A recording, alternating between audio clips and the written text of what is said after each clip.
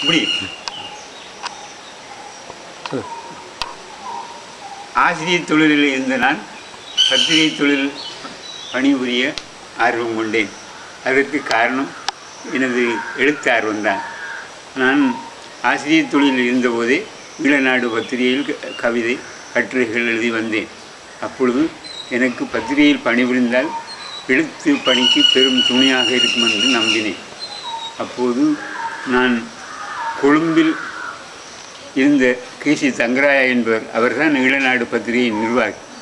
அவரை சந்தித்து எனக்கு வேலை தருமாறு கேட்டேன். அவர் என்னுடைய பெரிய தந்தையார் திருஞான சம்பந்தருடைய நண்பர். அதனால் அவர் உடன்பட்டார். ஆயினும் பத்திரிகை பணிக்காக ஆசிரியர் வேலையை விடுவது புத்திசாலித்தனம் இல்லை என்று கூறினார். நான் எப்படியும் பத்திரிகையில் பணிபுரிவதாக முடிவு செய்துவிட்டேன் என்று கூறினேன். அவர் உடன்பட்டு ஈழநாட்டில் வேலை தந்தார். அவருடைய பெயர் கேசி தங்கராஜா. அவர் செய்த பெரிய சாதனை என்னவென்றால், அப்பொழுது பத்திரிகைகள் அனைத்தும் கொழும்பில் இருந்து தான் வந்தன. இங்கே மாத பத்திரிகைகள் வாரப்பத்திரிகைகள் இருந்தனவே அல்லாமல் தினசரி பத்திரிகைகள் யாழ்ப்பாணத்தில் இல்லை.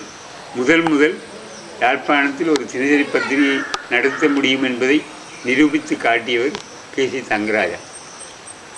அவர் யாழ்ப்பாணத்தில் ஈழநாட்டை வெளியிடும் போது 5:30 மணிக்கெல்லாம் கொழும்பிலிருந்து அப்போதைய பிரபல பத்திரிகைகளான தினகரன், வீரேசரி இரண்டும் யாழ்ப்பாணத்துக்கு வந்துவிடும்.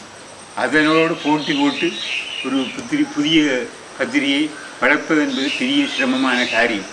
ஆனால் அந்த சாதனையை தங்கராஜா அவர்கள் மிக சிறப்பாக செய்தார்.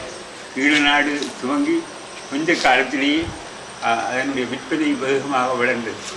அதற்கு அப்போது நீதிமன்றத்தில் நடந்த சில வழக்குகளும் துணையாக இருந்தன. அந்த பத்திரிகையில் நான் சேருகிற போது உதவி ஆசிரியராகத்தான் சேர்ந்தேன். அப்போது வாரமலருக்கு பெருமாள் என்பவர் பொறுப்பாக இருந்தார். பிறகு சில காலத்துக்கு பிறகு பெருமாள் பிரதமர் ஆசிரியராக வந்தது. சபார்த்தம் என்பவர் வாரமலருக்கு பொறுப்பாக இருந்தார். சபார்த்தம் ஓய்வு பெற்றதும் கேசி தங்கராஜா அவர்கள் என்னை வாரமலருக்கு பொறுப்பாக இருக்குமாறு கேட்டுக்கொண்டார். அவர் சொன்னார், ஒரு 6 மாத காலத்தில் வாரமலரின் விற்பனையை அதிகரித்து காட்ட முடியுமான். எனக்கு அப்போது நம்பிக்கை இருந்தது. ஏனென்றால் எழுத்தாளர்களில் பெரும்பாலானோர் எனக்கு பழக்கமானவர்.